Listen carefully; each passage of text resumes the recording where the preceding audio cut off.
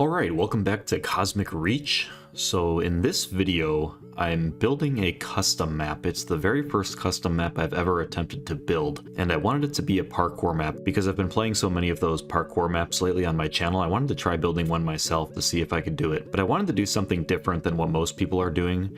You can see I have this massive snow wooden bridge, and the idea for this came from the State of the Game Cosmic Reach video I released, which was just me talking about the current state of the community for the game and then also the future, which I released about a week and a half or so ago. And in the thumbnail of that video, I've talked about this before, you can see a snowy bridge going off into the distance with lights below, with lights beneath it. And that's kind of the same thing I did here, only the bridge is extremely long. I don't know how many chunks it is, but it's gotta be over 40 or 50 chunks long. And then I have the big wooden pillars to kind of hold it up, and I'm going to be making a secondary road underneath the top snowy road that is also utilized for the map.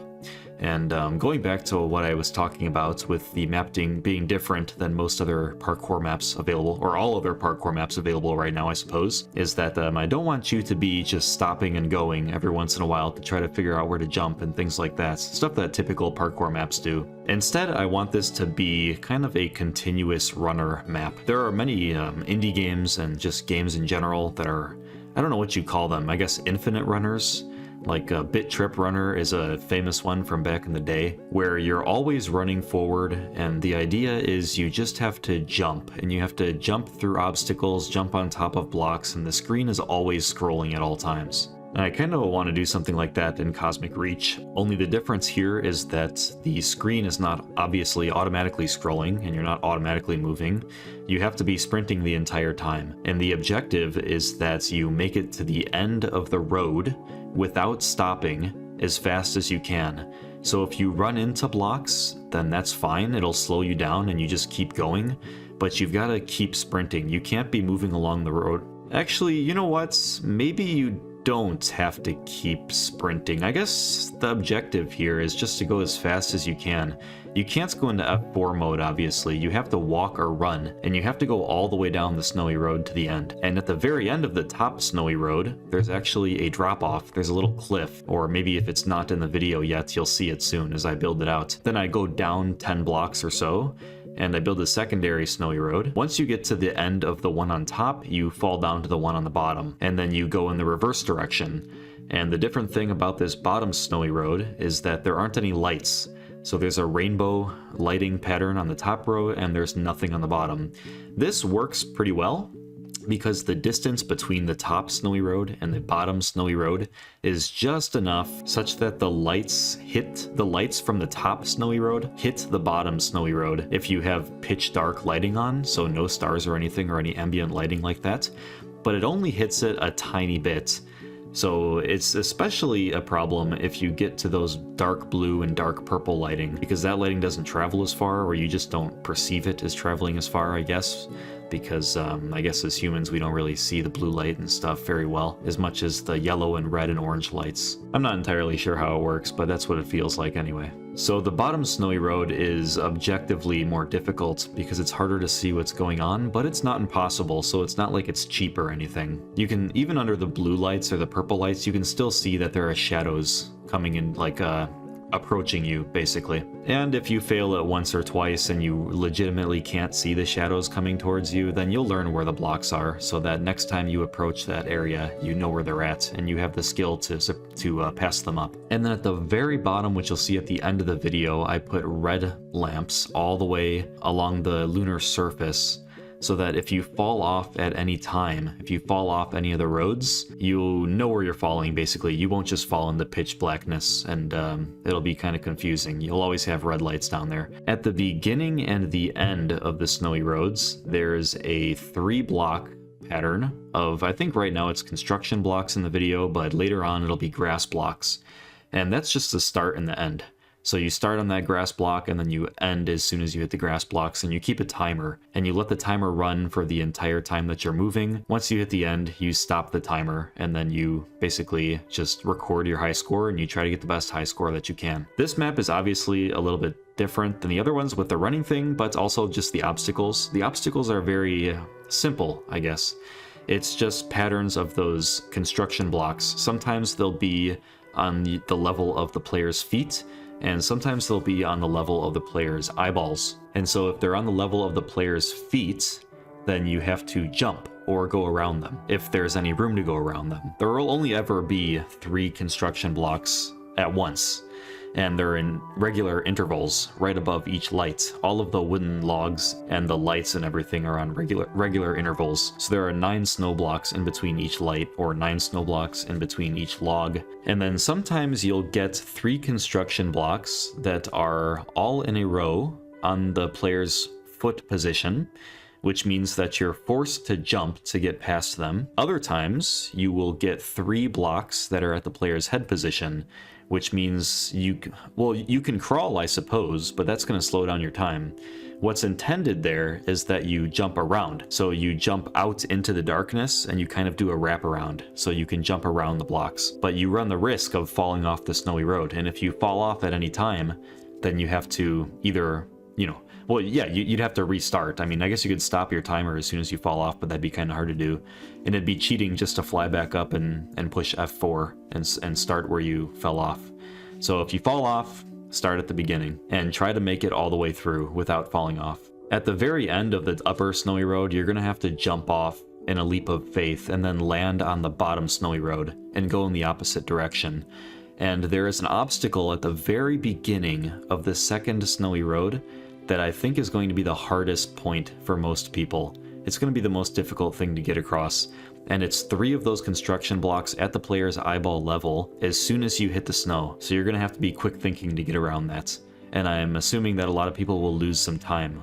And yeah, that's the map at the I'm not sure if it's showing it on the video yet. I'm not watching a review of it, but at the beginning of the map, I have a little staircase that connects the upper and lower snowy roads. It's just a little convenience thing to make it go full circle. And I think the map looks really good. I like that little rainbow pattern with the snow. It didn't take too long to build. The reason I'm doing this in the first place, I was going to hold off on making a custom map for a little while until the player movement mechanics kind of stabilize, because right now Final 4H has been doing some tweaks with the walking speed, the running speed, maybe the gravity. I'm not really sure what he's doing there, but basically parkour maps have been either breaking or changing slightly, and I think they'll continue to do that over time as the player physics change and as gravity changes and things like that. But the reason I'm building this parkour map now, the reason I decided to engage in the project and get started, is because I'm trying. I reported that graphics driver glitch that I've been talking about for a few videos now, ever since 0.1.13, I think, is when that started happening, when my game started crashing little by little. And then in the most recent versions, like 0.1.20, 0.1.21, I can only play for a couple of minutes tops, and then everything crashes and my graphics drivers are destroyed. I gotta restart my computer multiple times. Sometimes that doesn't work, so I have to reinstall my graphics drivers entirely. And yeah, it's not a good deal at all. And I reported it on the Discord and talked to Final 4H a little bit, and he mentioned that he started using texture buffers and OpenGL during the 0.1.13 update, I believe, or 0.1.14. And so when I was building this map on screen right now, I'm actually playing on version 0.1.12 because there's nothing beyond that version that I needed for this map, so it worked out pretty well. And players can still play the map even on the most modern versions because it's such a simple map. There's nothing in this map that relies on the player mechanics being stable. So in the other parkour maps with the jump length and things like that, they rely on player physics being the same.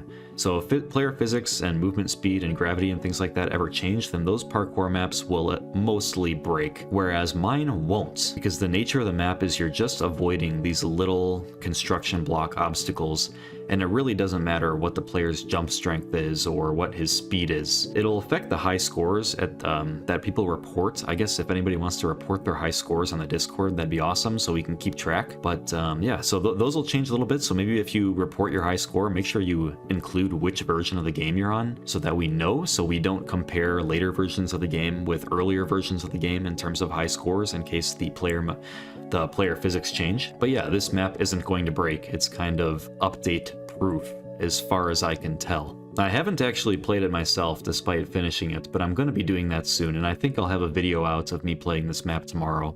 It seems like a lot of people don't really watch the videos on my channel about playing custom maps. It doesn't bother me. I enjoy playing them a lot. I think honestly, it's one of the most fun things I have doing in this game, so I'm going to keep doing it. It would be nice if more people took interest in these things, but I suppose there's really nothing of value being offered to the viewer, if you think about it just in terms of value and viewership. So it makes sense that it gets lower views. But like I said, I really enjoy doing it, so I'm going to keep making those videos.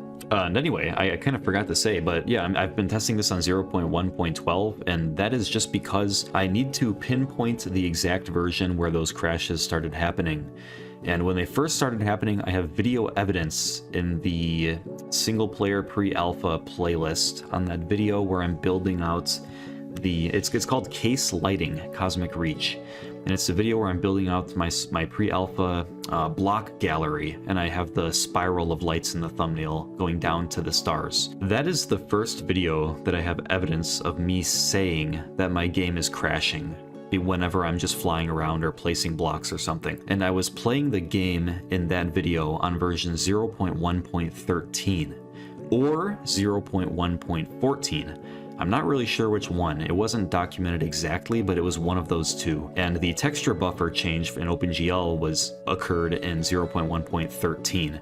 So I wouldn't be surprised at all if that was what is causing this. It's a little weird how the crashes have been accelerating over time. Maybe it's just more data being pushed into those texture buffers with whatever updates he's making. I really have no idea because I haven't seen the rendering code. But anyway, hopefully it gets fixed, and I think I've pinpointed down to 0.1.13 because I've been playing this map for a couple hours on 0.1.12, and I have not experienced any crashes at all. And usually they occur, like I said, every few minutes in the more modern versions. I think back then they only occurred maybe once every like 20 minutes or 30 minutes. But like I said, I played a couple hours of this, and I built out much of this map before I started recording too. So at the beginning of this video, you saw that the top bridge was already built, and so were all the logs and everything. And that's just because I started building this map just to test the version. I wasn't really thinking about recording it, but now I'm recording it just to document my thoughts on the map. And also today, on the day that this video releases, which is April 8th, 2024, my channel is officially 1 month old. I started it on March 8th, 2024, which was the silent release on a Friday of Cosmic Reach. This is when Final 4H posted the link to the game to the itch page a day before he actually made the debut video on his channel, actually like formally releasing it. And I released my very first video that was my first impressions video on the game on that Friday night. So it's been 1 month, and we're up to a little over 2,000 subscribers, 2,150 roughly, maybe 2,170 or something like that. And yeah, that's been pretty crazy to see that number pop up like that.